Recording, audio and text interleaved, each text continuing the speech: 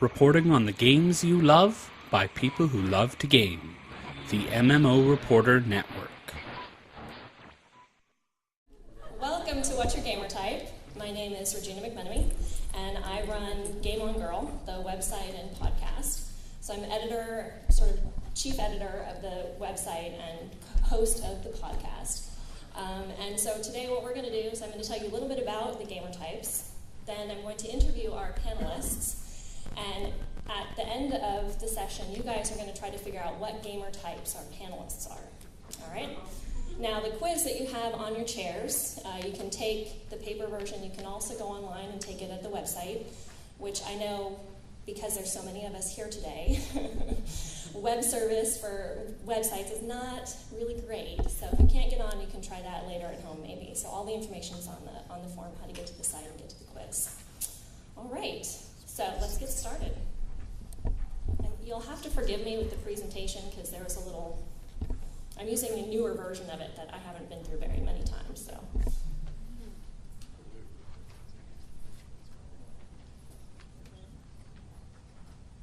All right, so here's a little bit of information about me.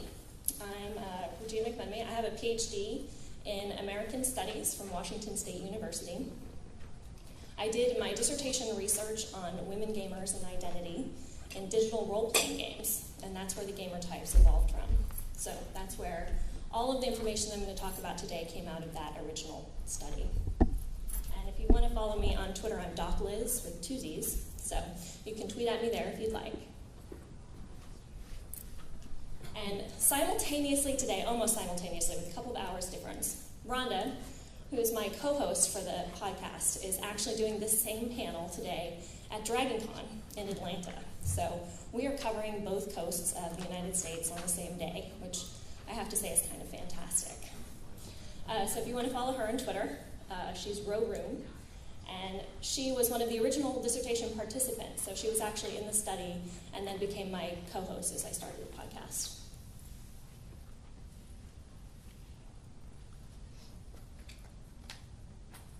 So this is a little bit about the background of the research. I started my research for my dissertation in January 2010, right after I got approval from what's called the Human Subjects Board of my university, to make sure I wasn't going to damage any of you when you participated in my dissertation research. Can't relate to that, though, isn't it? It really is.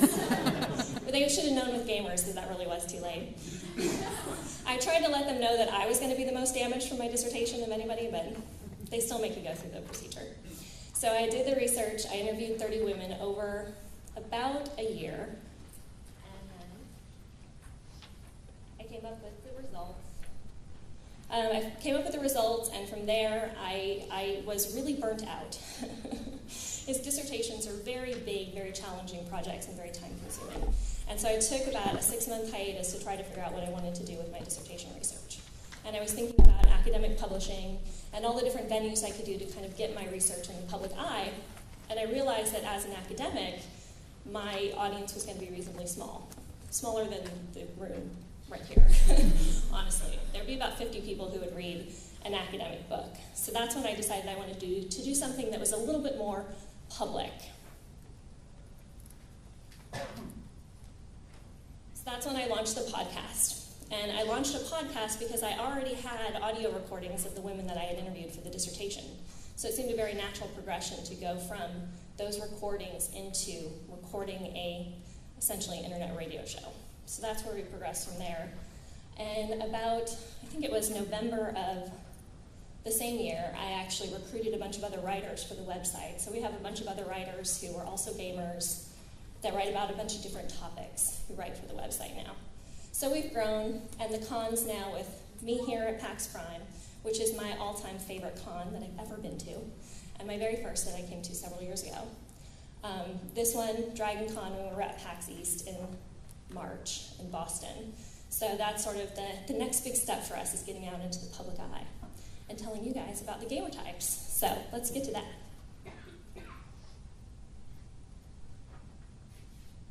So I'm assuming you guys already saw most of this information since it was on there. This is where you can go to take the gamer quiz online or on your seats.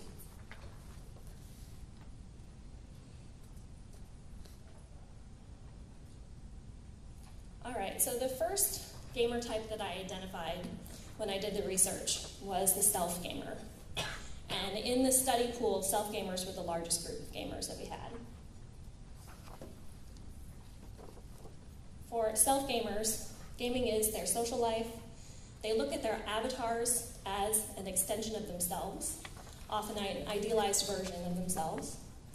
And they own their successes. So when they're successful in game, it's a reflection on them personally. And the way you identify a stealth gamer is how they talk about their avatar, because they will talk about their avatar in the first person.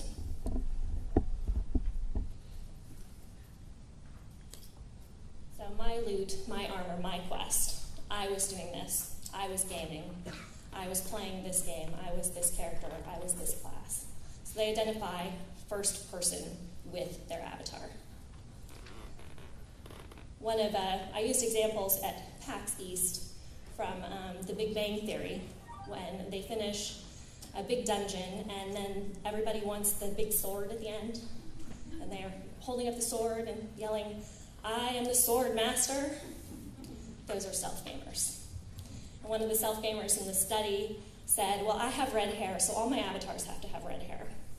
And another stealth gamer said, "If I don't have the choice to make the character look like myself, they at least have to be wearing green or purple, because those are my favorite colors." So those are examples of outer identity sort of going into the game.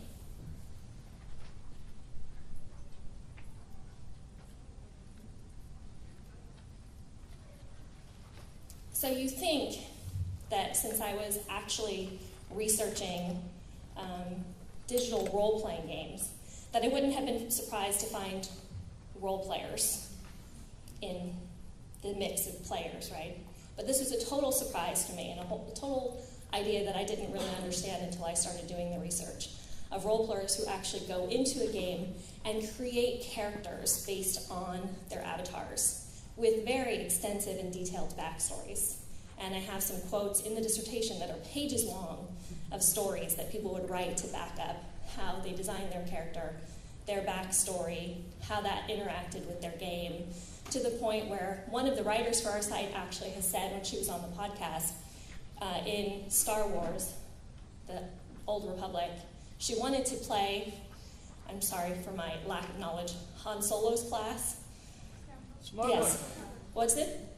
Smuggler, yeah. She wanted to play a smuggler, but she's not good at flying, like her gaming mechanics, she's not good at flying, so she couldn't play that. And she's like, I couldn't represent him correctly, or I couldn't represent that class correctly, so she wouldn't actually play him because she couldn't do that.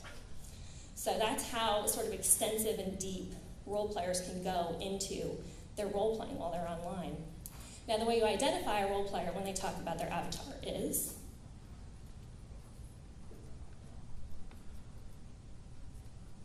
they talk about their avatar in third person, almost exclusively. There's no slip between, I did this. It's always, my character did this. She loots. She lives. This is her story. These are her parents. This is her love life. So it's always separate from their primary identity. And that was how I identified them as I was going through the interviews after they were done, because that distinction was so clear for them. One of the things my dissertation chair said when I was presenting these types to her was that these were perhaps the most sophisticated of the gamers, because they could hold the idea of who they were and who their avatar were at the same time. So that was an interesting bridging of two different identities that they could hold as one. And lastly, we have mastery players.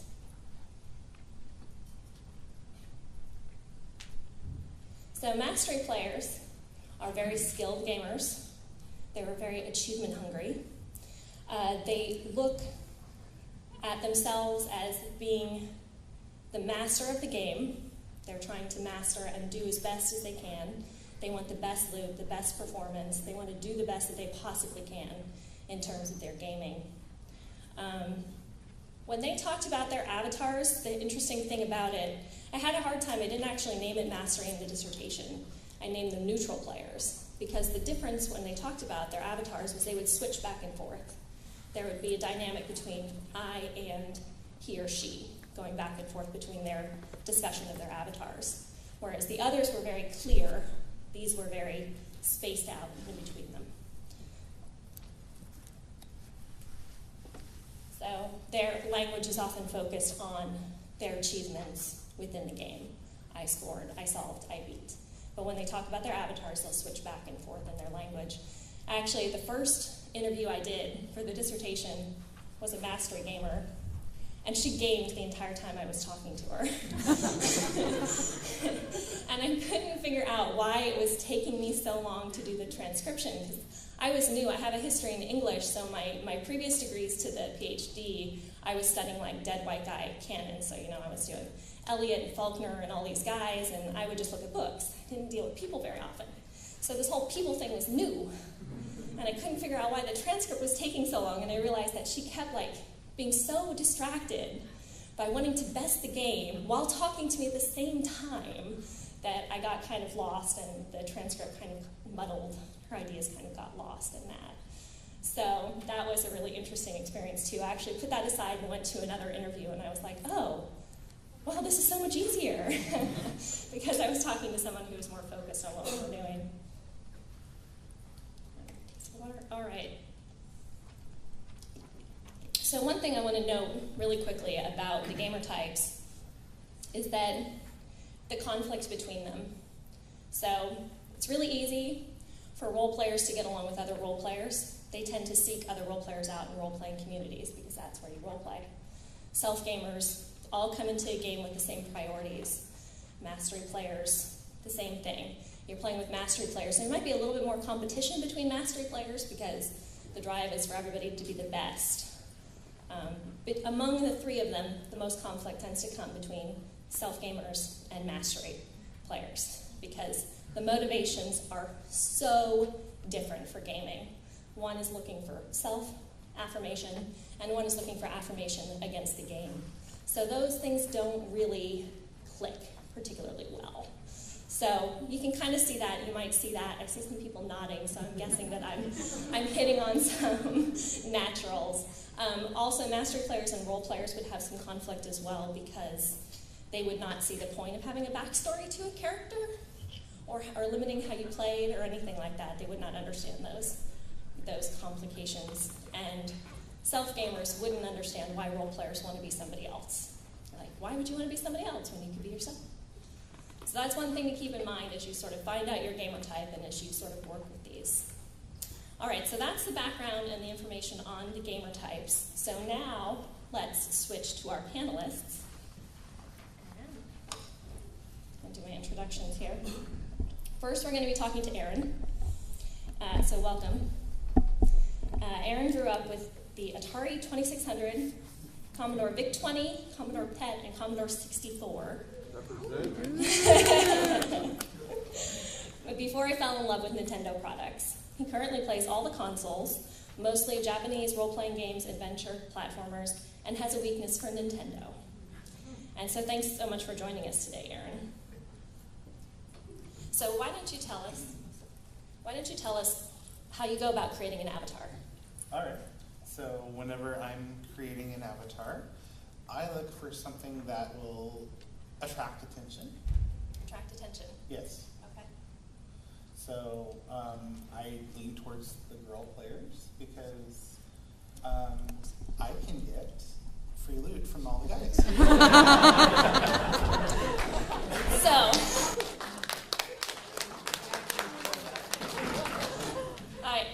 I want to thank you for saying that because that was my theory. When I first started the research, there had been lots of research about men who played female characters, but not a lot about women who played male characters. So I was wondering about that dynamic. But that had always been my theory, but most guys won't fess up to that. Why not? You'd be surprised. Because I've asked a lot of guy players about playing female tunes. So why do you think they wouldn't? I don't know. Yeah. That's their insecurity. Yeah. I'm just there to play. I want to have fun, and I want to get to the top, and I want to get there quickly. And Right. I know how to do it. And you know how to do that. All right. So tell us a little bit more detail. So you said your avatar needs to be attention-getting. Yeah. So female is part of attention-getting. What other characteristics are you looking for Well, to get attention? I like to play a variety of characters. I like people that can either play by themselves or with groups. Okay. So, describe that. I played Final Fantasy XI for a while, back when it came out, and I liked being the red mage because I could be a magic user and I could be a sword fighter. Okay, so you could do sort of both that way. Oh. So did you find that made you more sort of attractive as a grouping partner? Yeah. And also, too, I felt like I could get around and get in there and conquer things quickly. I see. So what did your avatar look like then? She looked like Yuna from Final Fantasy X. Okay. A human. I don't really identify with other species. Okay. When I'm playing a game, I tend to be a human. I don't mind other creatures in the world, but I just don't identify with that. Okay. So you want sort of a human experience or that sort of part of the experience for you. All right, what about do you have any other avatars that you've created that you could tell us about? Maybe that had a little bit more variety in their appearance? One time I tried to play as one of the little Taru people. It was so weird. It was so small on the screen. I was like, what's going on here? You know. But I had to come up with a quirky name, so I named her Cherry Cola. Cherry Cola. That's cute. She was cute. She was cute, yeah. And were you as attracted to playing a cute character as you were? This is kind of fun and quirky, kind of weird. How did you feel like you got attention with her? The name. The name. Because I hung out with someone named Cola, so my name was Cherry Cola. Oh, okay. So you guys kind of went together. Yeah. I see. A little sort of bonding associated with that. Yeah. So when you're in a game, what's your priority as you're in that game? Or what are you looking for? To figure out who the boss is and go beat the crap out of it. Okay. To go beat the crap out of the boss. Yes. Yeah, that's a good goal to have. I can see that as being something that you might want to do. Yeah. Now, you mentioned as we were on our way here today, because I'm going to out you for this, because I have to hear the rest of the story, because he teased me. And you have to understand when you're talking to a researcher who researches games and you tease, I don't forget that you teased me with a tidbit of something. So now you told me that your significant other was not banned you from playing a certain game. I was told after about 4 months that Final Fantasy XI had to go away. Okay, after 4 months.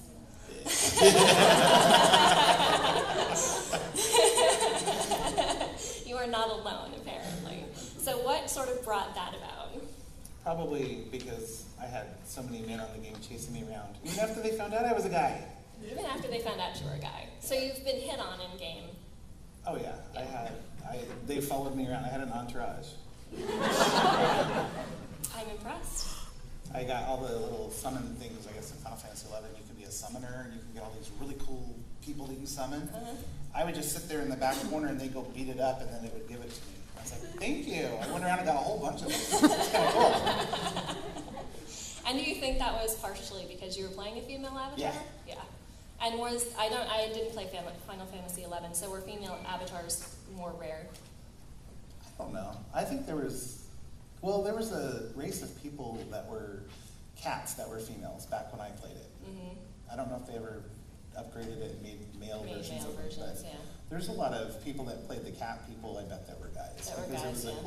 It was a cool looking race of people. I can't remember what you call it now. It's been so long. What was that? Mithras. Mithras. That's the first thing that popped in my head, but I wasn't sure if I was correct. And you didn't want to say the wrong thing. No. Yes, I can understand that. So, what was that? Uh-oh, she's hiding now. Well, that's the thing. When you're on a panel at PAX and you're talking about games, you don't want to misrepresent because you know your audience knows their stuff. Yes. Clearly. All right. Well, any other sort of observations about how you make your avatar that you might want to share with us?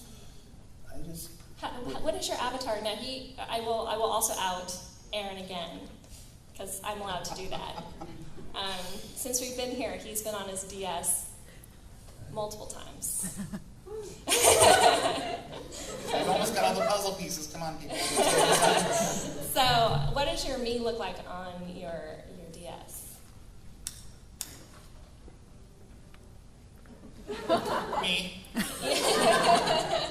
It's got glasses, it's got short brown hair, and a goatee as well, right? Very tall and very wide. Very tall and very wide.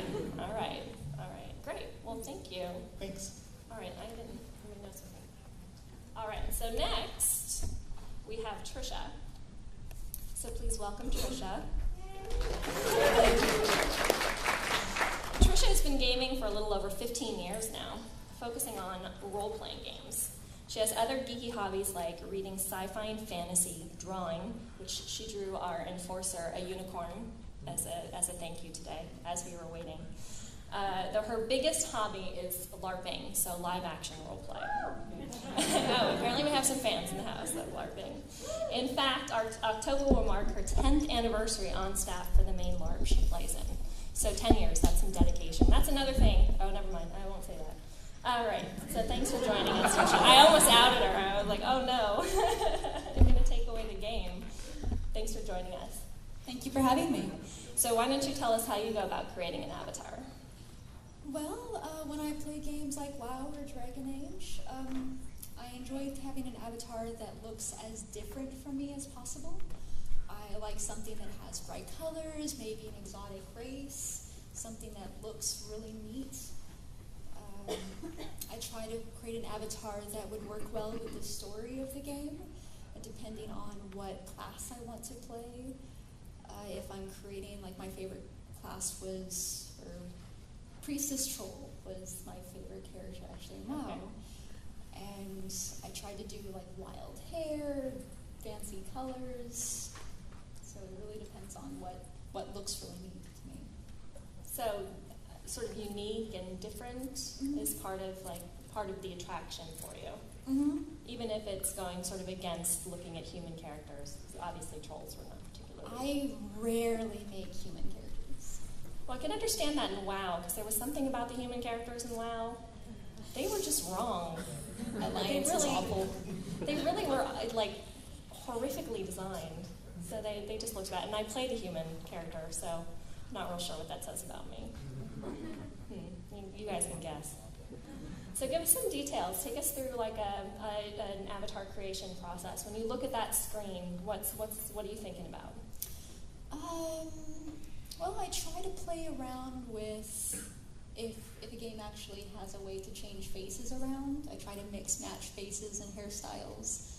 I really liked in Dragon Age Origins how customizable. Yeah, that's a great game was. For that. Yes, that was one of my favorite games. And just trying out different hairstyles, tall, short, just trying to make something that looks very, like I said, very different from me. And so you weren't looking for red hair, like? If it was purple hair, I might have done that, because I really want purple hair. There are times when it's like, I can't do something, but I can have a character that is that way. So I completely would go that route. Yeah.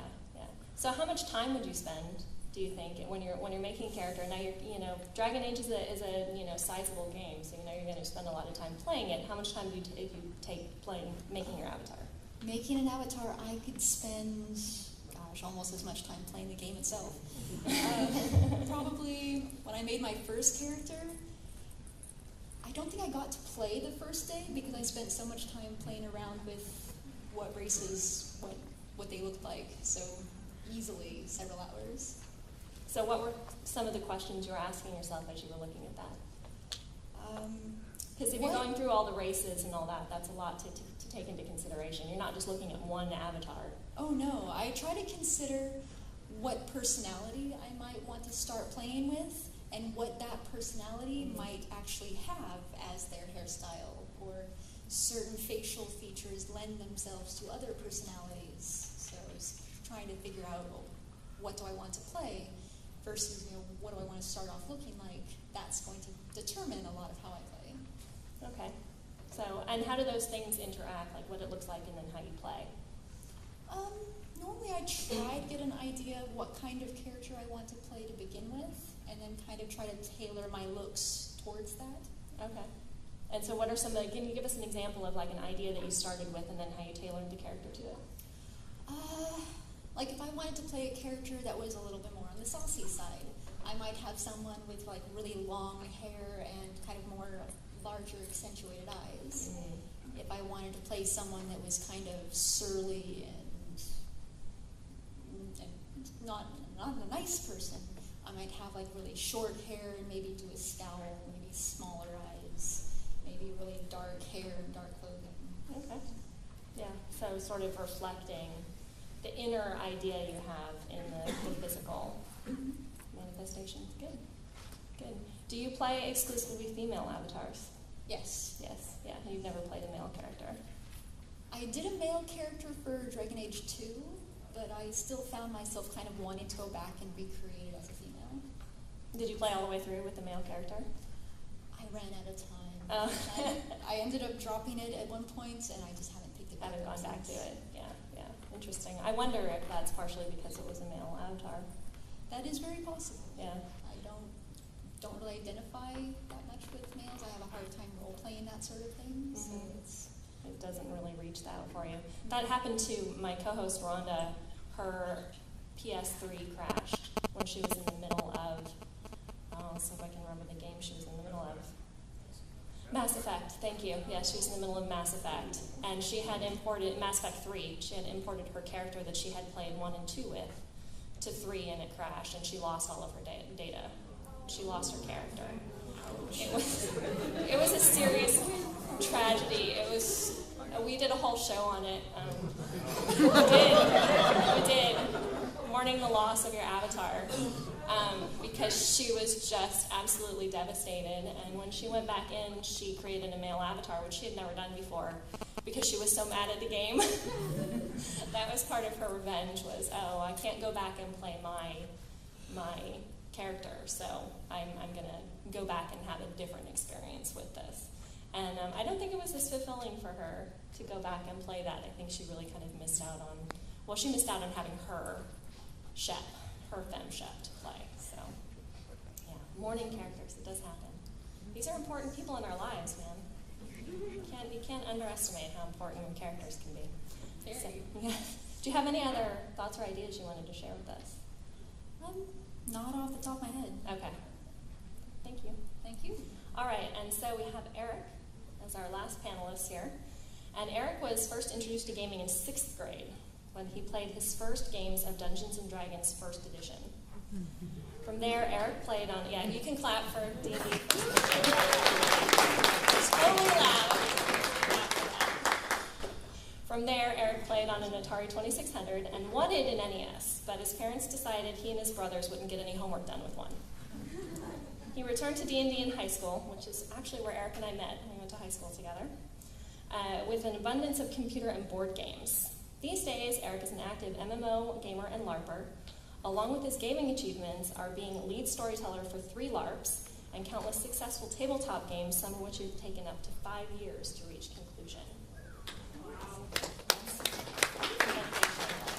So thanks for joining us today, Erik. Yes. Why don't you just tell us about how you go about making an avatar? Well, usually I start with what class I'm interested in, and then see what races and options are available within those restrictions. Usually got to find something that I identify with as a starting point, or something that will give me a certain creative spark, and then I just kind of take it and run with it. Okay.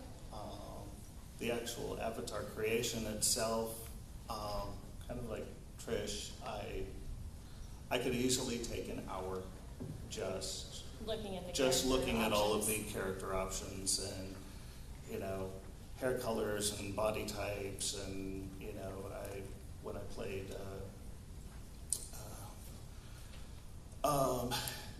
City of Heroes, that was it. All of the different costuming options that you had in City of Heroes just would take forever to look at how different the costumes looked with different other pieces and the different body types. Yeah, I actually remember when I played City of Heroes, I got so frustrated with there being so many options, I just decided to hit random as many times as I could. There was just so much to look at that I was confused.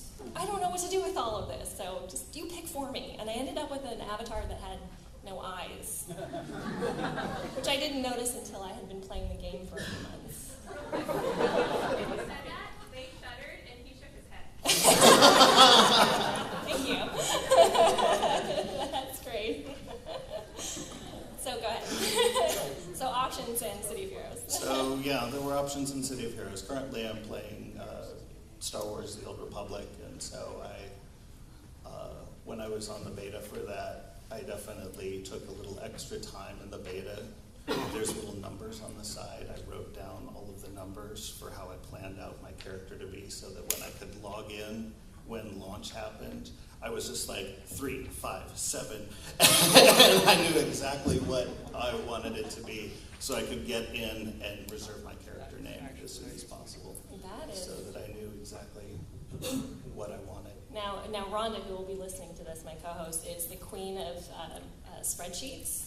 And so when she played Diablo 2, she had, you wouldn't believe the detailed spreadsheets she had for all the weapons and all the points and everything that she just went through. And I think she actually didn't enjoy Diablo 3 as much because there wasn't as much need for that, for her to go in and play it. So. She should try Eve. I actually said that to her last week.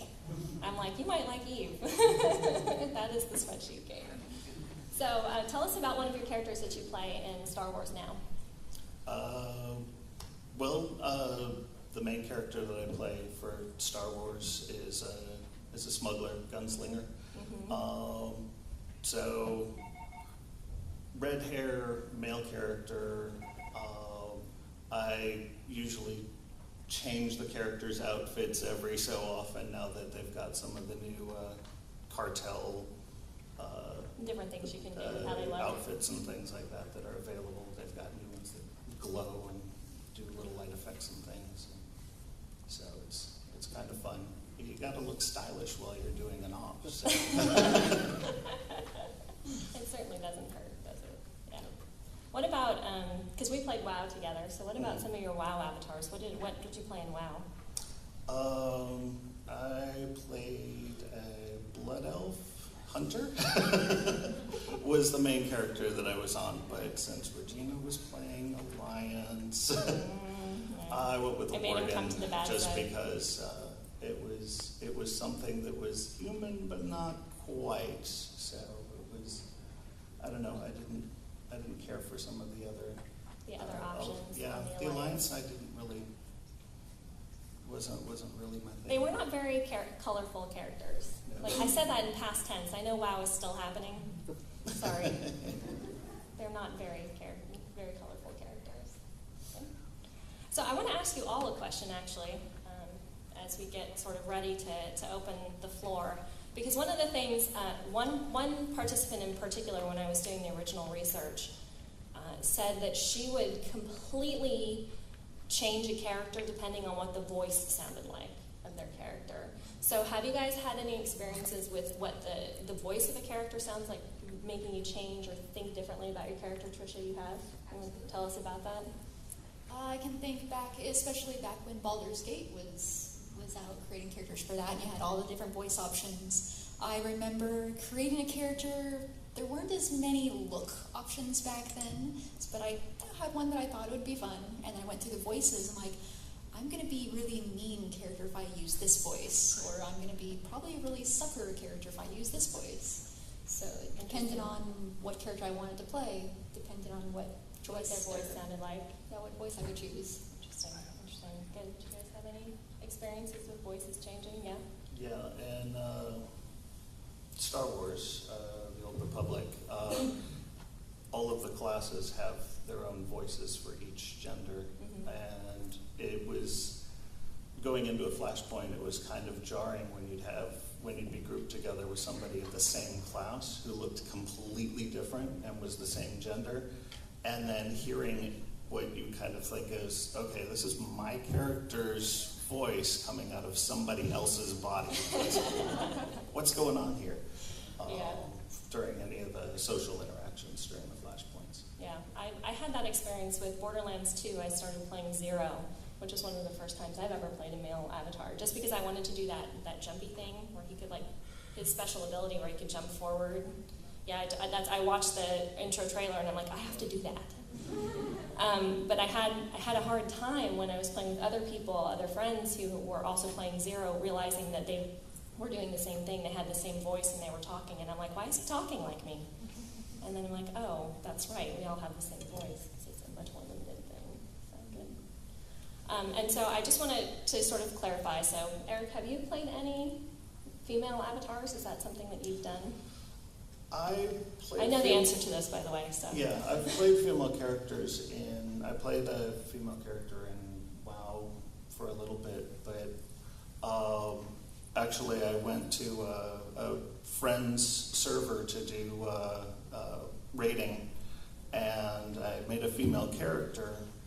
But the thing that had happened that was kind of strange was when I get in vent with people, they would refer to me as in the feminine, and I was just like, no, I'm a guy. You can hear my voice. It just seemed really kind of odd. And then when things kind of fell apart, I moved that character to another server, and then I was able, through the character respec, I made it a male character, and it was just kind of odd because I don't know, it was just crossing a boundary for my own gender identification that was uncomfortable. Well, when you went into vent, it was into who you were as opposed to who you were in game. Exactly. So it was more of a reflection of that, of that person. So yeah, that's interesting. It's an interesting dynamic to see the change that goes on with people. Someone told me a story early on in my research who'd been playing EverQuest. And someone had told him, much along the same lines that Aaron said, if you make a female character, you'll get a lot of loot from other people. So he made a female character, and he got a boyfriend in-game who had given him all kinds of good stuff and all kinds of loot and high-end. Only one? Yeah, I know. Apparently he was monogamous in-game. He was kind of a playboy in real life, though, which is kind of interesting. But what ended up happening is when he told his boyfriend that he was really a guy, he didn't take it very well. And he killed him and took all his stuff away. People don't like that cyber drag very much. So, although it happens a lot. So, all right. Well, these are our panelists and myself. So we have Aaron. I'm Regina, Erik, and Trisha. And so I want to open the floor now to questions. You can ask me questions about your potential gamer types. I'll give you the key for the quiz at the end of the presentation here. But I'd like you guys to make a guess as to which gamer types are represented at the table here today. So if you could come line up at the microphone, and I have swag for people who talk to me. And all of a sudden, everybody stands up. Hello. Hello. Can you hear me? Not yet. Hello. There you go. I think that. I don't remember your name. I'm sorry. Aaron. Aaron. Okay. You can point. I think it's. I don't think I really like all three of these categories, but I don't know if you can classify every gamer into each category. I think that Trisha is a role player through and through, and but I think Aaron is a mix actually between the mastery and between the self-identifier, and then. Sorry, I have somewhere in here. There is a screen that shows all three of them, but I don't know where. There it is. I knew it was in here somewhere. And then it was Erik, right? Yes. Yeah. I think you are a mix between maybe the role player and the self. Yeah, the self. So. Okay. Those are my guesses. Okay, great. Here. Oh, sorry. They're not heavy enough really for me to throw them, and I don't have much of an arm, so. Thank you. All right. Thank you. I would just say it's like mastery, self, role play. But I have a question. It's like when I play games, well, depending on how I play, usually depends on how much customization is available. If you have to be a human male, it's just me. If I have the option to play someone else, then I would choose them, and then I'm able to role play. If I'm a human male, I'm just me. And I was sort of wondering about that. Like, I would often, like, if I play a female character, I know it's not me, so I can role play it. And so that's one of the reasons why you pick female characters? Yes, so that because if I'm a male character, it's me. Right. If it's a female character, it's not me. Right. It sort of breaks it for you. Yeah. Yeah. And if I'm a male character, I have to be like an orc or an alien. If I'm human, then it's just me. And I can enjoy that sometimes, but I'm not role-playing. I'm playing. It doesn't bring as much to the game for you. Yeah. So do you think, without like the answers from the quiz, do you think you identify mostly with role players? I would say yes. Yeah. I mean, I have several male shepherds that I have yet to complete it, but I've completed both of my female ones. Interesting. Yeah. Yeah. Cool. Good. Thank you. So I want to ask you a question about how much do you think context affects this kind of thing? Because you were talking about like the pronouns people used to talk about your characters. Yeah. And I've seen a lot of times where that seems to be really heavily influenced by whatever the conventions of the people you're talking to. Right. I know we have very different things, but it's all by convention. Right. It's always I. Right. It depends on who you're talking to. Yeah. I think one of the reasons why these worked when I was doing the interviews originally was because it was just me talking to one other gamer. And I wasn't giving them clues about how to talk about anything. I mean, the questions were as open-ended as they were today. How do you create your avatar? And because of that, I think the natural tendencies they had from their community mapped into their responses. So when they were role players, they had that identity already set up, so they would stick to, she does this, she does that, this is her story, this was her love life, as opposed to talking in first person as they might have otherwise. So I think that now in this context it would be different, or if you're in a group of gamers it would be different because it would be influenced by that. So that's a great question, thank you. And you guys can ask them questions too. So. To comment on the voice, I actually started playing Shepherd as a male, and then I stopped because I thought the voice sounded stupid. So my question is actually for you. Have you considered, through the evolution of gaming industry and how the gamer identity has changed, have you considered reevaluating these identities that you have classified, or maybe further expanding them, especially since the female community is becoming such a large percentage of the gaming industry? Yeah, well, that's part of what happened after I took the types public. It's really kind of funny if you think about it. If you look at my original dissertation research, and you can see the breakdown of the numbers of types I had on the website. I had thought of self-mastery players, self-role players, mastery role players, role self-players, like combinations of there. But for some odd reason, I hadn't ever gotten in my mind that somebody might be all three. Mm-hmm. And then after I opened it up, I was like, oh, okay, now I'm starting to see, especially once we started doing the quizzes with the number of people who came back with almost even scores between the three of them, that really was a very viable way to look at it. So even, I say, and I probably should have said that in the introduction, it just wasn't in my notes to include it. You can be a little bit of all of them. You can have them kind of mixed in together. And that, I think, gives it that dynamic nature. Because I, as a feminist scholar, as someone who does feminist research, I don't really like to put people in boxes. Mm-hmm. And that was actually one of my questions one of my committee members asked me. She's like, so you talk in this whole dissertation about being put in a box as a gamer, and then you put people in boxes. And I was like, well, that's one of the reasons why I really wanted to mesh the boxes together. And so that's one way I think it does have a little bit more dynamic nature to it than it does just as these three categories. But they were definitely overarching themes. So does that make sense? Yeah, you kind of understand that? And go ahead. My other question was, do you think that the console or the way you play games, whether it be LARP or on a console or on a computer, affects your role or how you would be your type? I don't know. I think looking at one of the really interesting things of looking at between Rhonda and I, my co-host, she is a console gamer and I'm a PC gamer, but we both fit in our types very specifically, even though we game in completely different ways. Yeah.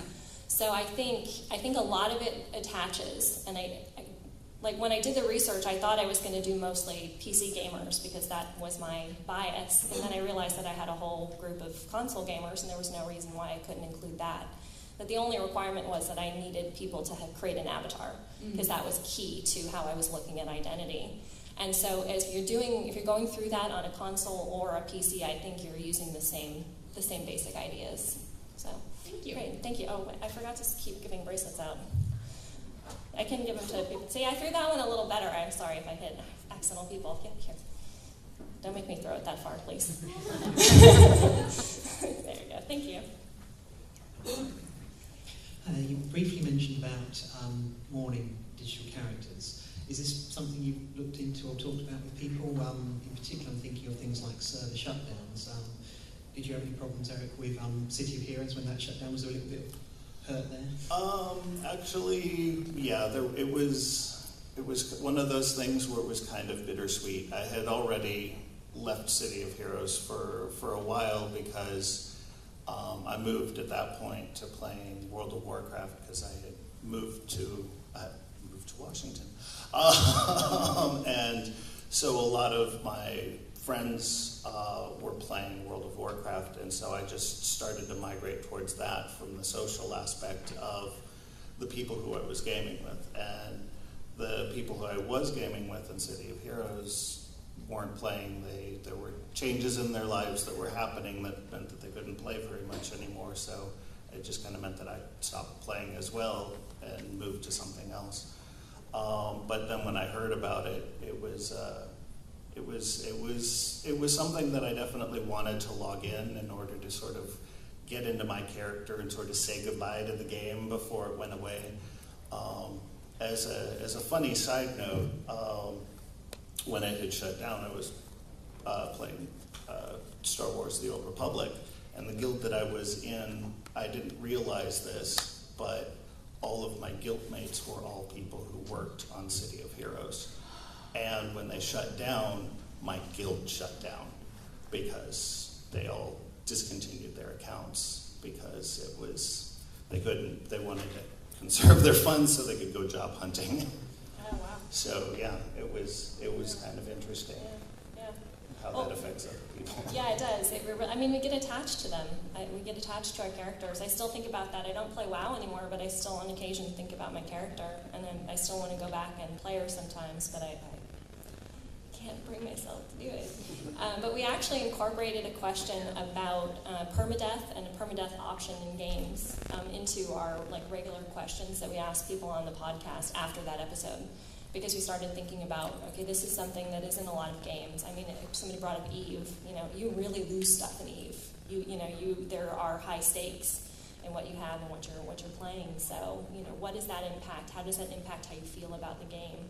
And it's really interesting because one of the YouTubers that I know, Nana Nia Wow, she played Torchlight on, what's it, hardcore mode or whatever, where you could actually lose it. And I played with her, and I realized that she was so much more savvy at running away and protecting herself than and I'm like, I'm so lazy.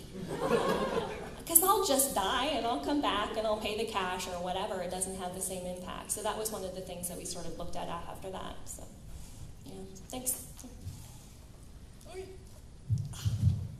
Hello. I just wanted to make a comment about, I believe my gamer type tends to change depending on what game I'm playing. Excellent. Because, for example, in my Guild Wars, I have one of each primary class. Half of them are male, half of them are female. So it's very planned and very role-playing. Very dependent. But for example, when I played recently, I went back and replayed through Donkey Kong Country on the Super Nintendo, and I made sure to have a 101% complete file with all Diddy Kong heads. So if I couldn't beat the level with Diddy Kong, I wasn't going to do it. So it's sort of, mastery of the game. Of the game there, yeah. In that way. Yeah, I think that's very true. I think that's how it actually works for me as a gamer, that there are some games where I'm all about mastery, and others where I'm like, whatever. So, yeah. Thank you. No problem. Wait. See if I call out, they go farther. Hello. Hello. I have kind of a twofold question for you guys, all of you guys. I find that when I'm playing a game, my role will change based on the necessity of cooperation. So for example, say you're going into a D&D game, you don't want everyone to be the same class, and you certainly don't want everyone to be the same race. And so kind of what you choose is based on that restriction. Now my question for you guys is, A, do you enjoy the restriction? Do you find it to be a challenge that is interesting? Like, oh, I have to be, you know, a dwarf cleric because everything else is kind of taken. But here's my opportunity to make it the most interesting dwarf cleric I can. Right. Or would you just kind of like say, no, I don't want to play a game where it's so restricted. And I guess based on that, my second question is, do you like games that involve cooperation, or do you prefer to be a solo player? Excellent. That's a great question. I'll let you guys answer first. I love playing games that require cooperation. In fact, I was just kind of thinking about the GURPS game that I'm currently in. We just are starting a new campaign, and everyone else is being everything except fighter. And so I'm like, we kind of need to have someone who's good with a sword or whatnot. So I'm playing a fighter class, and I haven't played one of those in quite a while. So I'm kind of looking forward to the challenge of creating a character based around that, because that's what the party needs. So absolutely, it depends, and I personally enjoy the challenge. I think for me, it has to do with, it's definitely all about the social aspect of the game. I play a fair amount of MMOs, and for me, it's more engaging to play and cooperate with other people, both as a social aspect as well as an achievement aspect of working together towards a common goal, and in order to meet or exceed what you're trying to accomplish. Whether that's, you know, working on a raid, or whether that's trying to help each other on a two-part, you know, mission to collect whatever goodie that you're trying to unlock, and just help each other out as just sort of mutual gamer camaraderie. I think when I solo play, at least when I'm solo playing for Star Wars, I tend to not be as motivated to stick with it other than for the character stories and continuing the class quests. So it's a lot easier for me to put it down and, you know, go do dishes than to stick with it. And I dislike restrictions. I want to nuke things, so I want to be a mage. And I like the idea of having the option to play by myself or with other people. If I'm in the mood to be nice and play well with others, then I want that to be there, but I want my solo. To do it on your own too. Yeah, that's a little how I am as well. I like to be able to, well, I like to set things on fire. Yeah. I don't know what that says about me as a person, but I like lightning myself. I think it means you're normal. yeah, I think I mean I'm a gamer.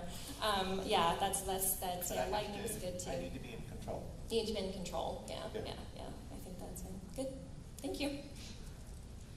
And we have about 5 minutes left, guys. Go. Just to start, go Cougs. Oh, thank you. So I was noticing really that, like, if I play a game where I can make an avatar, the first one is always a self. But after that, I do a lot of role-playing, a lot of different types of characters, races. So you get yourself in the game first, and then you can sort of explore identities. Yeah, like in Guild Wars, first character was Archer with Elementalism. Second one made female Necromancer Mesmer to try out a different playstyle. Yeah, did you do female to get No. help? Did you get help? Yes. I did notice I did get more help, but yeah, that does happen online. I was actually, though, wondering, I played through like System Shock 2 with a friend in co-op, and the characters look the same, everything about them physically is the same. Mm-hmm. But we actually role-played the way we wanted our characters to be, and had dialogue of the characters trying to learn to trust each other in the setting. And I was wondering if you have any experiences of doing role-playing in a video game with other people, like a co-op setting, beyond what the game requires you to do. Oh, well, absolutely. Actually, I remember a while ago, back when I was still playing WoW, that a friend and I decided, we're tired of the PvP server that all of our friends are playing on, so we want to go to a role-playing server for a little while. And so we both created characters that were sisters, started off as, little tiny level 1, oh gosh, I can't remember, we were playing the alien race on the Alliance side. Thank you, Alliance. But, and we were just going through role-playing pretty much amongst ourselves we even developed accents for our characters, so we're just trying to type in accent. And just all sorts of learning the area, and oh gosh, we just crashed, and yes, absolutely. Thank you. Thank you. Hey. Hi. So you mentioned that sometimes these player types don't get along well with each other, especially if they're pronounced or strong. Yes. I was just wondering if there's any correlation between GM or Dungeon Master and player types. Do they tend to fall in one or another? I have no idea. I would love to research that, though. Like, seriously, that's a great question. That's part of why I do this. Don't you guys know you give me my best ideas? Mastering roles are usually DMs. Yeah, I could see that. I could see a level of mastery coming from a DM because you want the control of the environment and what's sort of happening. And you also want to torture everybody around you. I actually find that kind of funny because I GM a Shadowrun game and I don't really fall in mastery much at all. Interesting. Yeah, interesting. Well, we can talk more if you want here. Yeah, I think That's mastery GMs would probably be more like your rules lawyer sort of GM as opposed to the thespian role player GMs. So you talked a lot about how people create their characters, like their physical appearance, and what that kind of talks about for their gaming style.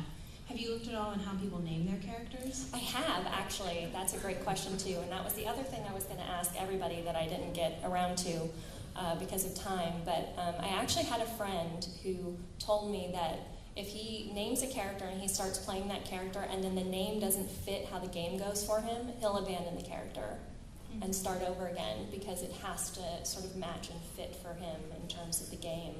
And that's something that I explore a little bit on the show, too, with how people name their characters. These guys can address that as well. I named a character after, the main character that I ever played. I named her after a character that I was writing a book about. But it didn't really, the character didn't have anything to do with that. I just thought it was a cool name. I was like, oh, cool. So. Cool, that's fun. Thank you. All right, we're going to take one more question. Oh, look, I got it really far. Hi, so I'm just wondering, in your research, whether you looked at all at whether there was any correlation between, if you broach the subject of people's personal backgrounds and demographics, and how that correlated with their gamer type. Just because I find, like, for myself, being an Asian male, if I'm playing a game that allows me to do so, to create, and I choose to play a human, inevitably I will try to create a Asian-looking male avatar. Just because, that's something that's so underrepresented in games. And at least for me, anime characters don't count. So. I can respect that. I did look at that a little bit. I actually had a really wide sample of ages. My participants were between 21 and 55, I think. And I had quite a few gamers who were over 45, which was a real anomaly, especially for women gamers. And what was interesting about that was the confidence that came with their gaming for them. They were much more comfortable to role play, to take on male avatars, and to take on the game in a different way than maybe the younger gamers were. So I think there was more self-gamers in the younger gamers who were going in just to see a reflection of themselves. And in a maturity of gaming that kind of grew into role-playing and maybe a little bit of mastery. So there is some age. And I found that for myself as a gamer. When I started, I was very much a self-gamer, and I have moved into mastery, which is part of context because I game with mastery gamers, and it kind of gets in your head. That whole, like, I have to get this stuff. Where's my loot? Gets kind of stuck in you, and you become part of that group. So it does kind of shift and change over time and with age too. So thank you. That's a great question too. You guys are fabulous. All right, so on the quiz, if you haven't figured out already, column A are self questions, column B are role players, and column C are mastery. So that should give you your breakdown. So one of the things you can do on the website is you can actually download your avatar, the little pictures we have here. So you can go and download your avatar. If you take the quiz online, it will give you your percentages and show you which one is your top one. So that's part of our thank you to you guys. So thanks for coming today. Please check out the site. If you'd like to talk to us, there's a room across the hall. We're going to kind of converge in after we grab our stuff from here. So thank you.